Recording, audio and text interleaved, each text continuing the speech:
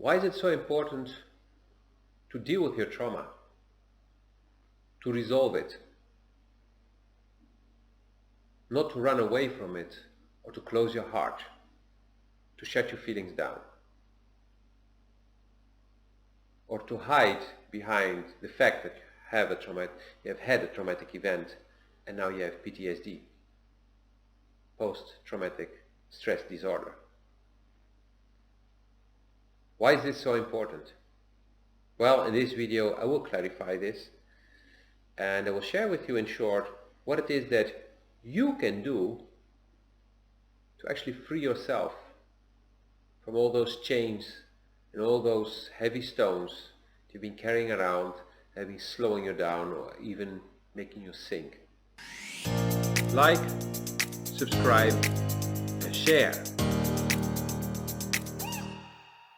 Hi, my name is Lotfimrat, and in today's video I would like to talk to you about the importance of dealing with your trauma and not hiding behind it or blocking it or closing your heart, pulling up barriers and walls and stopping the energy from flowing. So that's basically what you're doing. I'm talking here from personal experience. And I did shut down my heart back in the mid-70s or late 70s when I got sexually assaulted. It did get me through my teens, but it did hurt me a lot. It did slow me down, it did prevent a lot from actually developing in me. And when I look around, I also see that some people are hiding behind the fact that something happened to them. So they stay in the victimhood and they're like, yeah, but I'm a victim, I'm a victim, I'm a victim. So you should not say this or do this, or you should adapt to me because I'm a poor victim. And I understand that on one hand, but you cannot expect the whole world to know that you're traumatized or that you have PTSD, which sounds really fancy, but it's not that cool anymore because it's everywhere and everyone has it. So basically you're just saying, I'm like everyone else, but I want you to take in consideration that I'm different. Funny, right? Crazy, right? Or if that's what you're saying, you're probably like, fuck you! How can you say that? But it is what it is.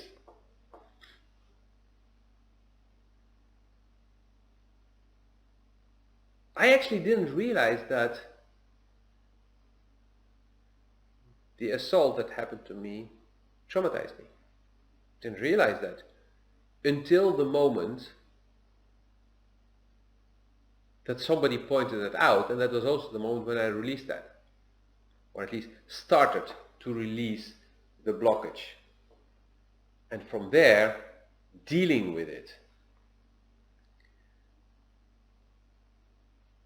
I did not have an expert. I also did not know that I had to ask for specific help to actually deal with that specific trauma. So lifting the blockage helped me to open a little bit more my heart, connecting with my intuition much more than ever before. But my problems were not resolved.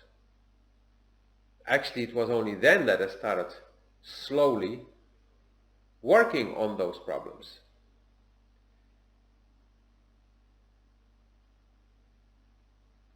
The reason that I'm sitting here today and that I'm helping other people dealing with their traumatic events, helping them lift the blockage, but also transform their lives, is because I did it. I did a lot of it myself. I did get help, but it was the hard way, the long way, I'm talking about 8 years or something like that. And that's really long.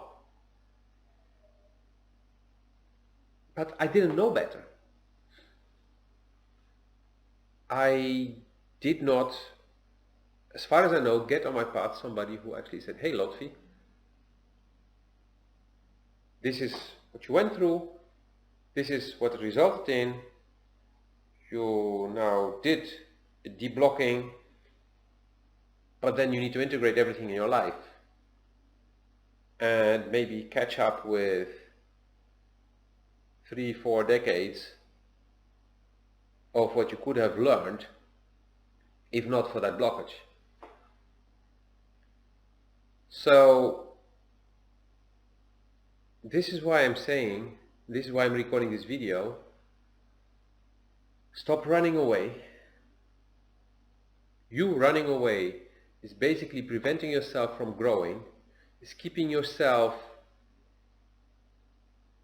in many aspects at that point in time.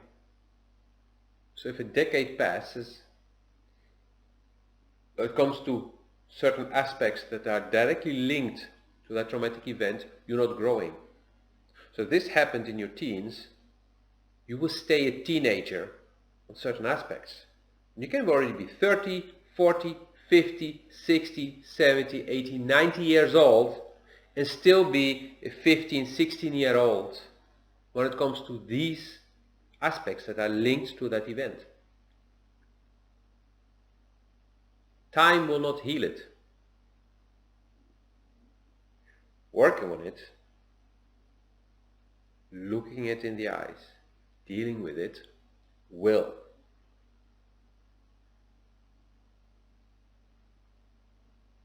So I was turning 40 when I was deblocked in that area. But then there was so much to catch up with.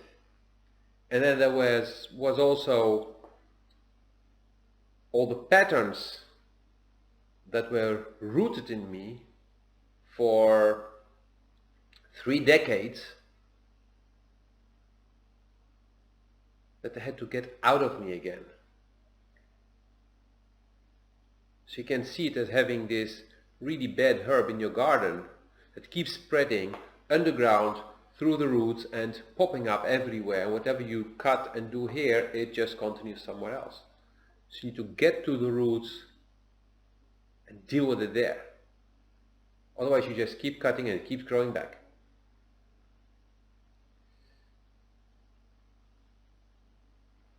And that's what actually happened to me. That's what I just described. Like, you do one thing and then it just comes back. And then you do a lot and you think, okay, now I did it. And after some time when you really think like, everything is okay, bing, bing, bing, bing, bing, bing, bing. Shit, it's popping up again. Yep. And that happened to me. So I had my breakthrough in 2012, early summer 2012, and was only in 2019, spring 2019, that I finally decided, got enough insights, could connect enough dots to say, okay, I'm gonna do this now, I'm gonna dive in, and I don't give a fuck about any fear that may come up. I don't care about how I may hurt myself or injure myself on that path, but I'm gonna walk that path because I'm so done. So I dove in without any support, without any help. And yeah, things started to happen. Good things and crappy things. It did cost me my relationship. Not because I stepped into my strength, not because I decided to really change something, but because the ping, ping, ping, ping, ping, ping, ping that I said earlier, which happened 1 year before, which started really hurting my relationship. And so when I finally had the strength to really stand up for myself, my girlfriend was like, "Whew, good, now I can let you go safely. And I can deal with my own crap." And in the moment, it was really a shock for me. I mean, I could feel that it could happen, but still, when it happened, it was a horrible experience.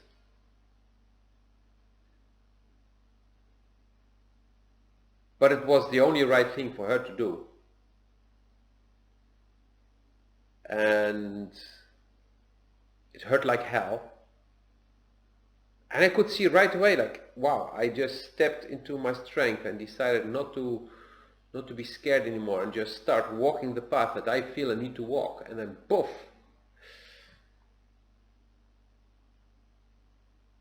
But I started to see results.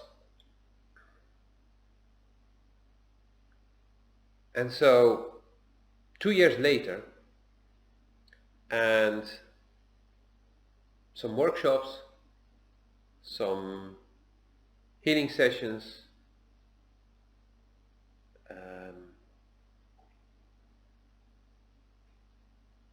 hundreds and hundreds of meditations, hundreds and hundreds of grounding sessions, I'm here today. And I can tell you, I'm already working with people on resolving their trauma, which is going much smoother than what I did, much faster than the way I did it. And the most important things that I can name now, looking back, I didn't make a list, but it's just coming up now, is, first of all, in 2012, I admitted I had a problem. And I admitted that I had a problem before I even realized what the source was, that traumatic event. It was only a few days later that somebody pointed it out, and then, whoa, shit, I didn't realize that. I didn't think that much of it. Well, it all started to make sense. What I also conclude is that you need the right guidance, support. You need support from somebody who doesn't judge what happened to you and what you're doing, but somebody who will call you out on your bullshit, who will be 100% honest and truthful to you, because that is what you need. You do not need lies to pamper you. You need the truth. And when the truth is spoken through the heart, it doesn't hurt. To wake you up, to make you aware. You may feel uncomfortable because it means you need to deal with certain things, but you can handle it. And I'm talking from experience. Because when I started talking the truth in this way, sometimes I would hear myself say things like, "Oh, what did I just say?" And then the client would be like, "You're so right. Thank you for pointing that out." I'm like, okay, that went well. And after a few times I realized, like, as long as I keep my heart open and let everything flow through it, nothing wrong can be said, nothing wrong can be done. So also in your actions, let it flow through the heart. And because I'm working a lot on sexual trauma, I give this specific example where fucking / having sex, but mainly fucking, is when the second chakra is the only one activated and transmitting the energy. Love making is when that energy is going through the heart and then into action. That's why from fucking you may feel great in the moment, but that feeling will dissipate quite rapidly afterwards. Or you'll even feel hungry, literally or energetically hungry. You'll feel empty on the inside. And I know a lot of people are now like, yeah, I know that feeling. So generally what we do, let's fuck again, or give me another blowjob, or whatever it is. Or we take a cigarette immediately afterwards. Or we drink alcohol, or we start eating. I was not smoking, was not drinking alcohol, I mean, barely drinking alcohol, so for me it was eating. After sex, I had to eat. But once you start experiencing love making, the energy is flowing through the heart, and you're both doing it, you're not focused on the orgasm. You may not even have an orgasm, per se, but that feeling that you feel in your body is going to fill you. You won't need a cigarette, you won't need alcohol, you won't need food afterwards. You will just high. And you won't need sex for another 24 or 48 hours even sometimes. Because you connected with that person and you exchanged energy. You may also not remember what you physically did. You may remember some glimpses. Because it's not about what you did. It's not about technique. It's not about what went where. It's about the flow of energy between two people. And so you may say, wow, I really would like to experience that. Well, for that you need to have an open heart and deal with the sexual traumas. Deal with those, heal those wounds. Go to the root source. You may also say, I cannot really trust people. Well, exactly the same. Take out sexuality, put trust. Often these tools are connected, but just rewind the video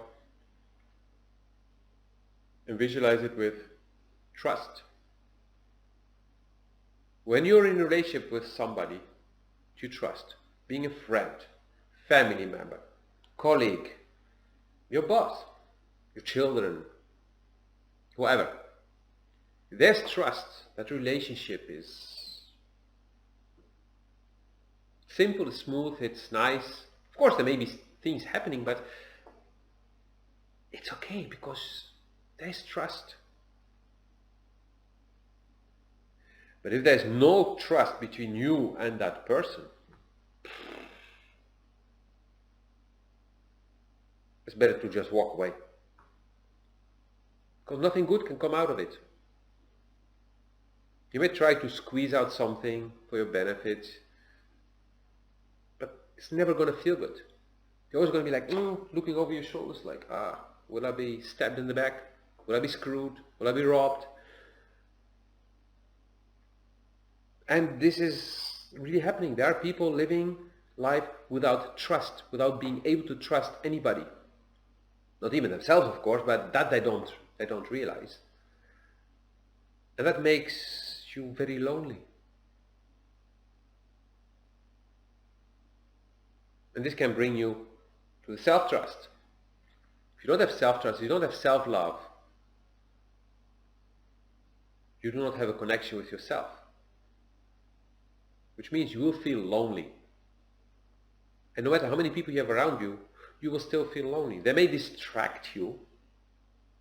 You may take substances to numb you or to distract you, or to forget for a few hours.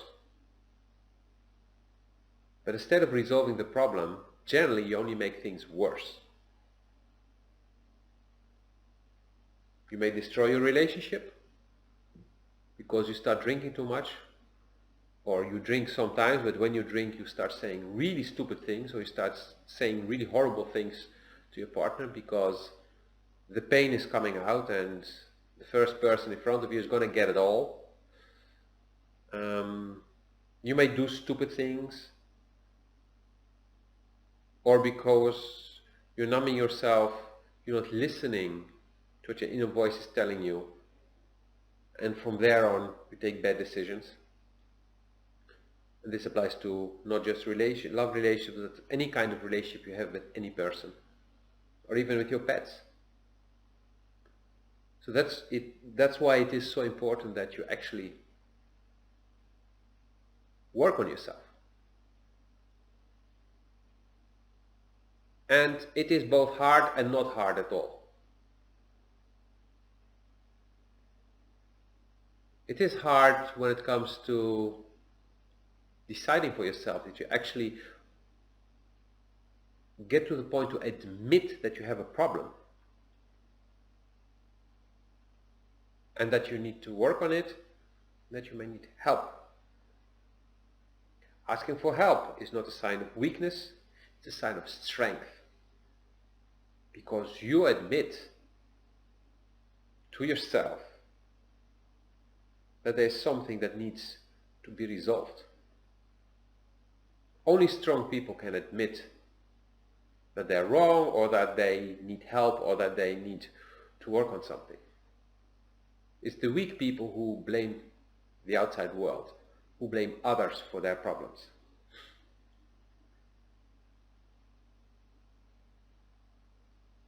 And it's easy because once you take the help and you feel like, okay, I feel like working with this person, not thinking like looking at all the paperwork, all the diplomas that somebody has or something. No, feel. Do I trust that person? Do I feel safe around that person? Then you start working with that person, things will just start to happen. The energy will start to flow. And that's the easy part. And the beautiful thing is that change starts to happen if you keep doing the work, if you don't stop, if you keep going. Your life is transforming. You start to feel free. You start to be more joyful. You start to be happy. To have fun again in life. Like real fun. Not only when you're drunk, or when you've been smoking something, or when you're fucking somebody. No. You just for no reason you can be happy. Or when you see a beautiful flower, or you see a bird flying by, or whatever it is you see, and it's like, Because there is not anymore that heaviness in your body that's pulling you down and preventing this from happening when it's pulling you down to keep you like this. And yet you can see this when you look at people and you see people on the street and they're like this. It's because they have a lot of heaviness in them. So I generally avoid these people, because these people, I don't want a friendship with people who are like this, because they are in their victimhood, they are living their negativity and their trauma over and over again. But this can change. This can literally change. It's not like you were born like this. No, it became your way. And you can transform it. And so you can see, even when I look at pictures of myself from my teens and my 20s, I look at pictures now, I see a huge difference in my face. I even look younger. Yeah, okay, I have white hair. But hey, white hair, that's a sign of wisdom, right? That's why I'm keeping it, so you can see, oh, I'm so wise. Well, I built up a lot of wisdom through all the work I've done. So I'm not hiding it. I'm not hiding that, it's getting white there. It is what it is. Actually, what you see is a result of everything I went through. The good, the bad, and the ugly, and the amazing. And I'm not ashamed of the things I've done, of the things I've experienced, because everything happens for a very good reason. And it's your choice what you do with it. It's your choice to let it work for you or let it pull you down. This was a long video. I hope this gave you some insights. I hope I triggered something in you. Maybe I made you very upset. Maybe I made you feel sad. Well, it means you're alive. It means you still have something inside that is being able to be triggered, to be touched. So how about looking at that? Then decide to work on it, to do something with it. Not to numb it, but actually resolve. Go to the root of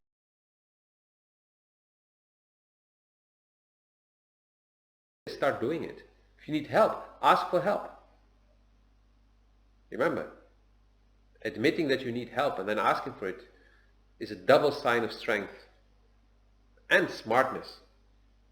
Only the dumb people think that they can do everything by themselves, even if they can't. And that's why they keep struggling.